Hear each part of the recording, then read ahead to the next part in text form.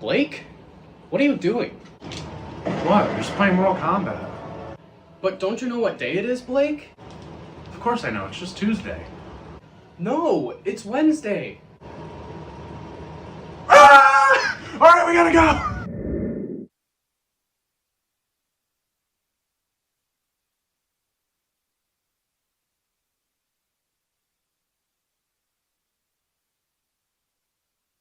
And I'm Blake Blodgett. We will be talking about the modern timeline of the Halloween franchise. Now, you may be asking yourselves, what does that mean if you aren't nerds like us? The Halloween franchise is odd and can be broken down into different timelines. The modern timeline just refers to the OG movie and the most recent trilogy that started back in 2018. That's right, but let's not bore you any longer and get into the first movie. The original Halloween was released in 1978 and quickly became one of the most iconic horror movies of all time. It was directed by John Carpenter, one of the best horror directors of all time, and introduced the world to Michael Myers and Laurie Strode, two of the most well-known horror characters of all time. The movie features the legend herself, Jamie Lee Curtis as Laurie, and Donald Pleasance as Dr. Sam Loomis. So yeah, I think the original that Halloween. Yeah, I mean, what can we really say about this movie? It's one of the OG slasher movies. It's absolutely crazy. It's incredible. It's one of those ones that, you know, there's not much you can say about it that hasn't already been said, but we will say a lot about it because that's our job here. Yeah, so I guess just like let's go into like Michael's backstory a little bit. So Michael, he's a 6-year-old child. He got a clown mask, and then because clowns are scary. Yeah. And then he started, and then he did some things to his sister that we can't say on air, and then he got locked away for 15 years. He got locked away for 15 years, and then he escapes, goes back to his hometown, and that's really the only setup this movie has. Yeah. It's just this guy who was put into an asylum as a child, escapes, and now he's causing mayhem in the town. And that very simple concept goes a long way in making this movie really amazing to me. Yeah. Now, personally for me, it's a little slow, so I don't like it as much as a lot of other people.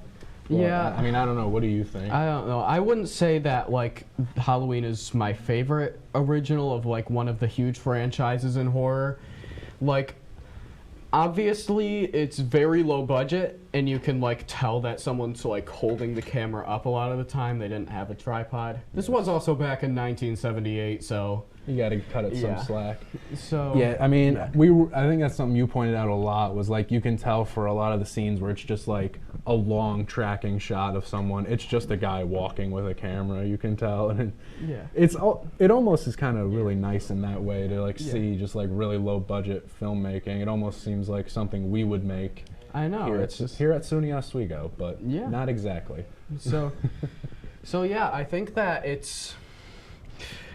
I think that's probably one of the better parts of of this movie, though. It's just like you can tell it's so low budget, and yet and you can tell it was personal. Movie. Also, we got to talk about the score, the soundtrack. It's something we don't talk about a lot because we don't notice it a lot. But for this movie specifically, I actually have heard the take that like it makes the movie, and that the rest of it's not good. But I wouldn't go that far. However, I don't know about that yet. But I mean, everyone's heard the Halloween score from the title. And from the title, we can't play it. Obviously. Yeah, we learned our lesson last week. We can't sing anything. I learned my lesson last week. Also, I swear I'm the same person from 2 weeks ago. Yeah, but I would say that the soundtrack of this one anyway is one of not the most iconic soundtracks in horror, and the whole intro in general with the jack-o'-lantern. Yeah, with the jack-o'-lantern and the very simple title scroll. They basically in every movie of this franchise they like redo it basically. Yeah, at least in the movies we're covering today, they always have like a new rendition of that same title. So yeah, so you can tell. I mean. We'll see in a sec. You have a little bit of a hot take. Yeah, I would say that. we were basically talking about how good this is. We're going to actually get into the ranking right now. So here we For are. me, it's number 1. Yeah. And for this guy, it's number 2. It's not my number 1 movie today, and that might it's- be a pretty big hot take. Yeah, it's a massive hot take, I would say. I've met some massive people hot that have take. said that Halloween's their favorite horror movie of all time. Yeah, Not same. mine. It's not my favorite either, but it's my favorite of the franchise for sure. All right, so yeah, That's that's basically it there. Also, great poster, by the way. Yeah, with the fantastic pumpkin. poster as well. Yeah. So, okay, we're gonna take a quick break, but don't go anywhere. We'll be right back on Be Kind and Rewind. Would you like to try snacks from faraway lands? Or snacks with bizarre flavors? How about snacks in new ways? Or snacks you've never tried before? You don't have to go far to find these snacks. They can all be found here at Snacks on West 1st Street.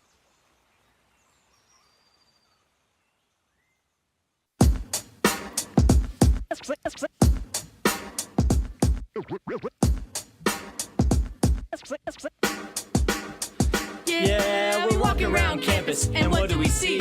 All these clubs are looking. They looking for me. There's hockey, There's improv, so much to see. So let's go try them out and see how they be.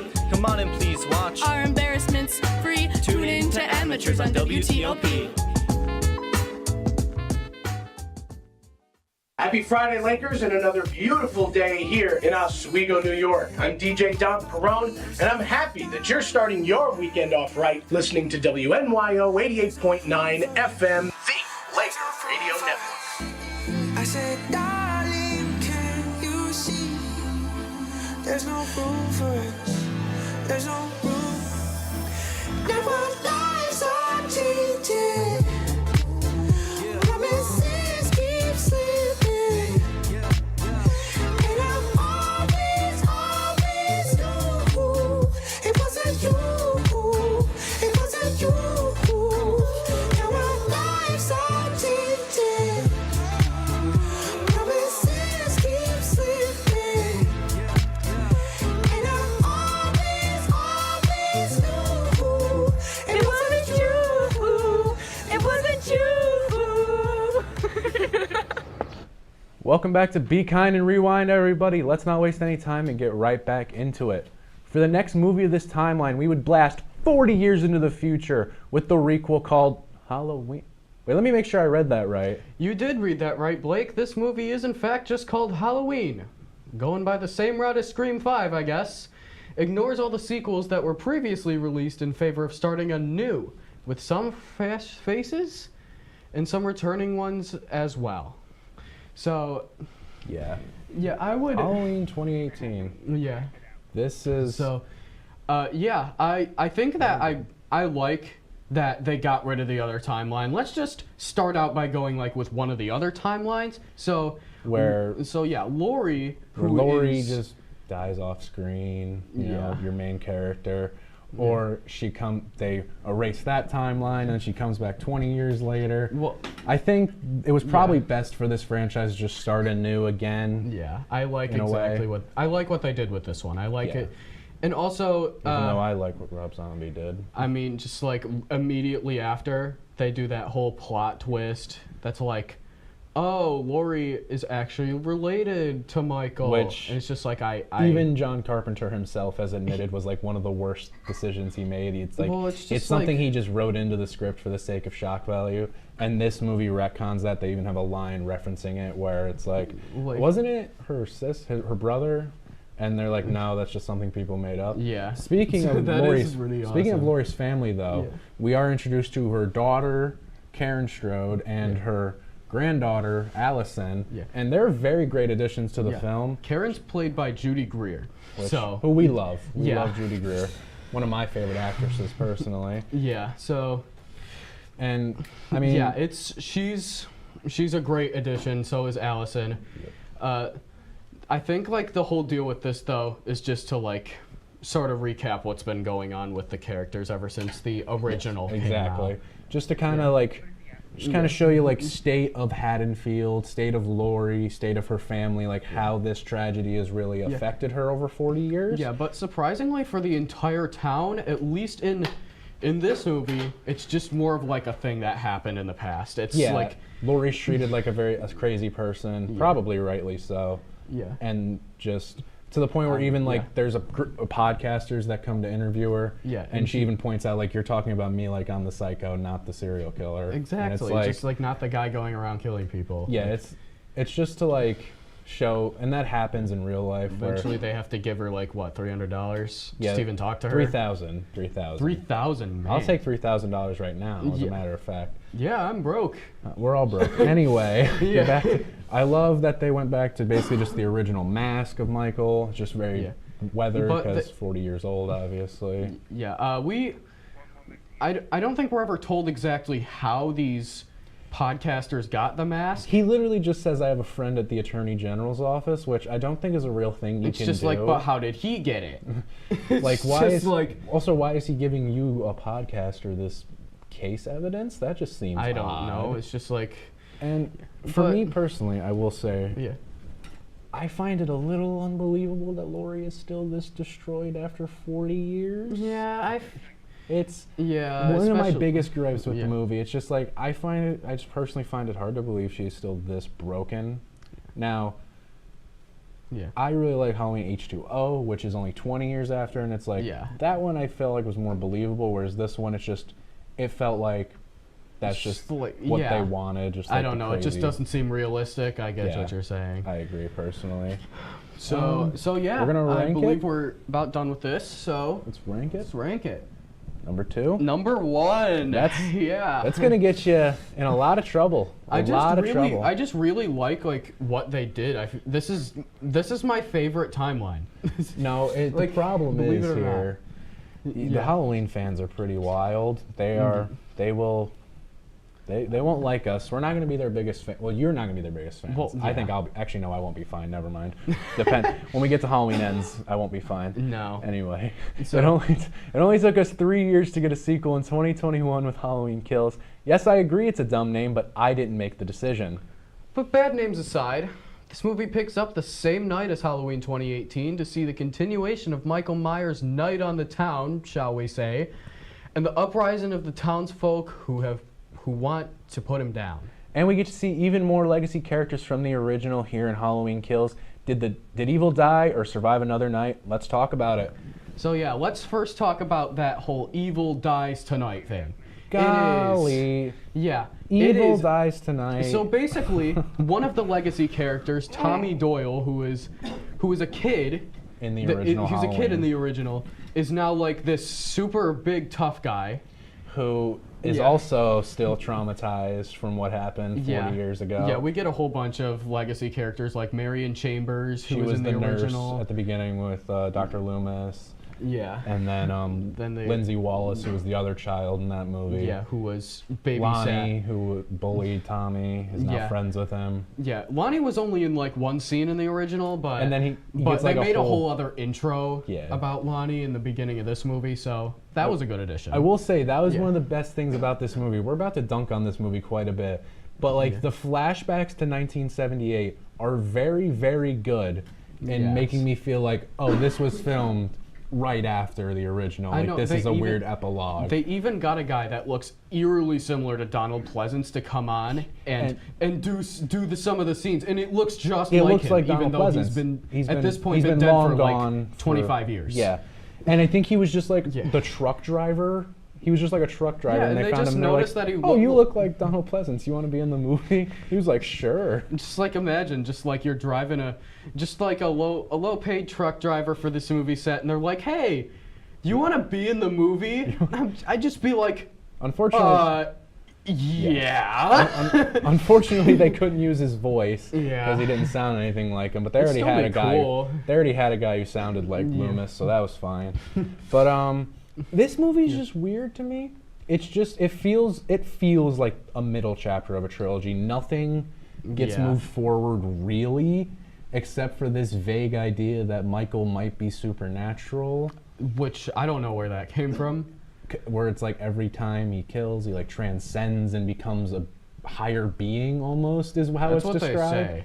That's the other problem I have personally. But Is yeah. Nobody talks like a real person in this movie. Everyone talks in monologues. Everyone talks in soliloquies and metaphors and similes. And Soliloquies. That is a very strong. I got a big vocabulary, Yeah, guys. okay. I'm very smart.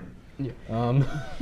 So, Yeah, what's and some of your then thoughts? there's like the whole mob that just forms in one night thanks to Tommy. Yeah, just the whole mob, like, and because he just goes to the hospital and just starts chanting, "Evil dies tonight." And then everybody's just going on with it, like evil dies tonight, and then like Sheriff Brackett, who's in the original as well, he's like evil dies tonight, even though he's like this 90-year-old man. He's only 84, you know, give him a break. He looks like he's. Charles Cyphers, he did look like he was in the 90s, to be fair. But and then that whole thing goes along, and they accidentally kill an innocent person just to do another guy that also escaped on the same bus as Michael. Just to do the whole he's turning us into monsters. Look at this. It's like it's a just storyline that's been done to death in my opinion. And I don't know. Things. It's just like, why didn't this happen after the first movie? Yeah, why does this not happen before? It's just like, is it just because Tommy was a child then, or? And then Karen dies for no reason, and she was an awesome it's like she character. was supposed to be like she was like the main character for this movie. She was awesome. She's the main awesome Strode in this movie, and then they kill her off at the end. She just dies at for the end no which reason. I don't know. This one frustrates me a lot and annoys me a lot compared to almost any other movie in this franchise. I think they had potential. There's some really cool Michael scenes, but otherwise it's just not. And that they just great. didn't use it. Yeah. All right. So great. anyway, that's gonna do it for this movie. Let's see the rankings. For me, that's number 3. It's all the way at the bottom for me. I don't. Yeah. It's so disappointing. So yeah, it's. All right. We got it. Well, we got to take another quick break, but don't go anywhere. We'll be back to finish up ranking these movies. Thank you.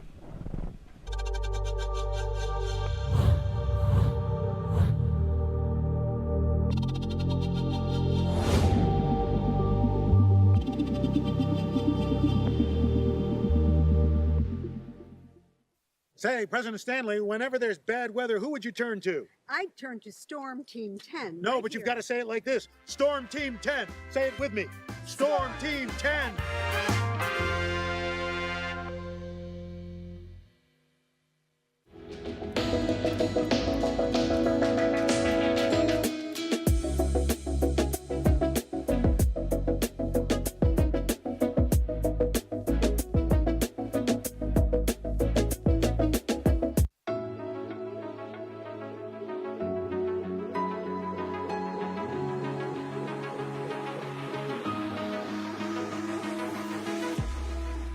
Roll it.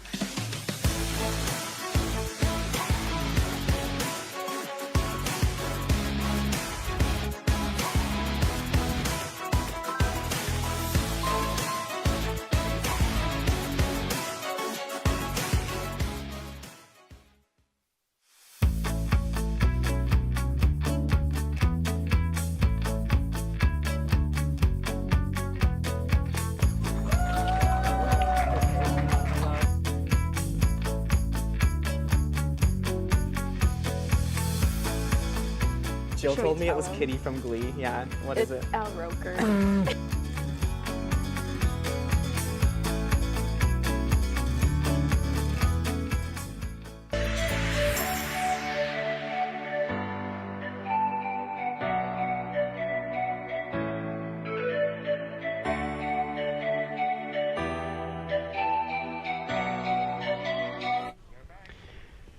Welcome back, everyone, to Be Kind and Rewind.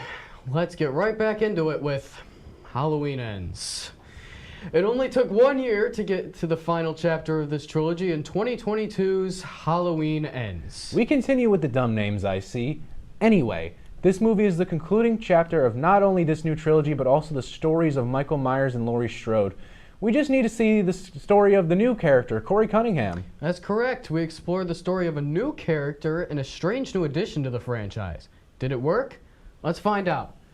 Short answer, it didn't work. Short answer, it kind of worked. So we're gonna disagree a lot on this one. I'm just gonna say some. I'm gonna things let about you this just movie. rant a little bit. So anyway, the Corey thing could have worked. there were several things that they could have done, like that they even had planned, but they chose probably the worst possible one. They make most of the movie about this new guy that's supposed to have like sort of inherited Michael Myers' evil, and then they just go like, nope, we're gonna do what we advertised to do instead after spending like an hour and a half on this part.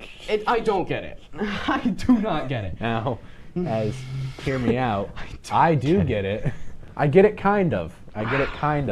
Corey, hear me out. You have to admit he's played very well. He's played very well. He's not like a bad character. He is just a strange addition for a trilogy. I just don't like his whole thing. Like, inheriting the evil. Just like, and how they do the scene where Michael just like is looking in his eyes. Yeah, and then they just start flashing Corey's memories. Yeah, which is just a scene from the beginning of this movie, by the way. Which is a great opening scene. Yeah, that is a very big that is a good, shocking opening of this movie. Where he's babysitting this kid, and the kid tries to play a prank on him, and then an accident happens, and now Corey is like an outcast because, well, you would be. Well, yeah, after something like that. I mean, this kid's like 10. Yeah, he was like 10.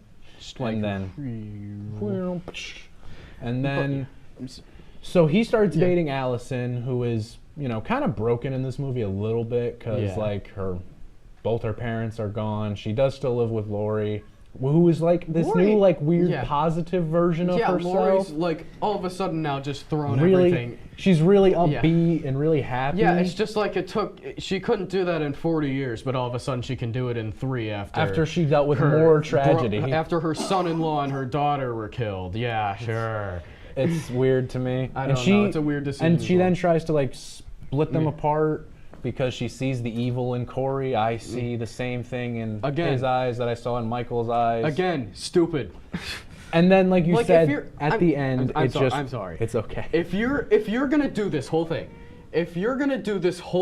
with this new Michael Myers, that's basically what Corey is for most of this movie. This new Michael Myers, and then you're just gonna scrap it at the end it's to just have like the just final keep showdown. him, just make him the new Michael Myers. And have Allison be like the new Laurie or something. It's like with some changes. It's just they could have made it so. I think our point with that. I hate it. Our point with that is it could have worked. It didn't. It kind of worked for me. But let's get into ranking it. I think we can imagine what it's going to be for Owen. I'm devil's advocate here. I'm devil's advocate. I had to play devil's advocate. Boo. All right. This poster's kind of cool, by the way, though. So. Now, I know you'd expect us to be done, but we actually have a new segment called Trainwreck of the Week. Yes, indeed. During this segment, we will be discussing the worst part of the franchise we discuss, which could be all of Halloween Ends. Now, this moment doesn't have to come from our least favorite movie of the franchise, just whatever moment we hate from any of the movies. That's right, and of course, just like we said last week, just our opinion. If you like this moment, cool. You have the right to be wrong. Anyway, let's get into it. So our train wreck of the week, the first ever train wreck of the week, is the hospital scene from Halloween Kills. Ding, ding, ding, ding, ding, ding, ding, ding, ding, ding. Yeah. We'll have a cool graphic for it next time. Yeah. But yeah. So that whole sequence we already kind of touched on. Yeah. Where this mob is formed in this hospital. They're all chanting "Evil dies tonight." Yeah. And they start chasing this mental patient this who mental also patient escaped with who's Michael. Like 5'3". That's what looks I was like Danny DeVito. That's what I was gonna say. It doesn't sound that bad at first, but then you realize this guy looks nothing like Michael Myers. He's like 6 inches shorter. He's like 100 pounds heavier, and isn't in the mask, isn't in the jumpsuit. Is just in his prison garbs, and they think, oh, it's Michael. Why would he just come to the hospital? I don't know. After being on a spree? I don't know. They're an angry mob. They do angry mob They things. do angry mob things, Yeah. you know. It's I love angry mobs, don't you? No. The No, answer is I no. don't. I don't. I was about to say I don't. And there is a kind of a nice moment in this segment when Karen tries to help him and be like, I won't let them hurt you, but that fails immediately because they start breaking through the glass, and then he jumps out the window. It's like it's sad. And like I said earlier, it's just to do with the whole forced. Michael's turning the town evil. He's a plague.